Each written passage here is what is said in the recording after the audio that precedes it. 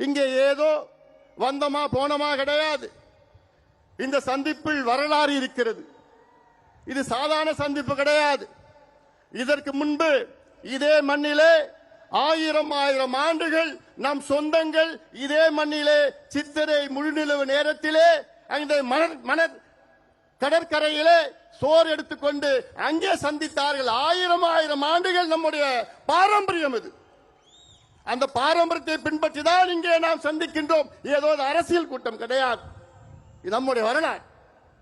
இந்த சந்திப்பில் எனக்கு இவ்வளோ எழுச்சியாக நடைபெறுகின்ற இந்த மாநாடு தமிழ்நாட்டின் வரலாற்றில் இப்படி ஒரு மாநாடு யாரும் நடத்தியது கிடையாது என்று அவ்வளோ செய்திகள் என்று எனக்கு வந்து கொண்டிருக்கின்றன. ஆனால் இந்த நேரத்திலே எனக்கு மிகப்பெரிய ஒரு வருத்தம், என்னுடைய அண்ணன் காடுவெட்டியார் மாவீரன் இந்த மாநாட்டிலே இல்லை என்று. காரணம், 12 ஆண்டுகளுக்கு முன்பு இதே மண்ணிலே என்னுடைய அண்ணன் காடுவெட்டியார் அவர்கள் மிக பிரம்மாண்டமான மாநாட்டை நடத்தினார்கள். இன்று மட்டும் என் அண்ணன் காடுவெட்டியார் இருந்திருந்தால் நானும் அவருடைய அன்பு தம்பியை போன்று அந்த பகுதியிலே நான் அமர்ந்து கொண்டிருப்பேன். காடுவெட்டியார் மறைவில்லை, நம்முள் இருக்கின்றார்.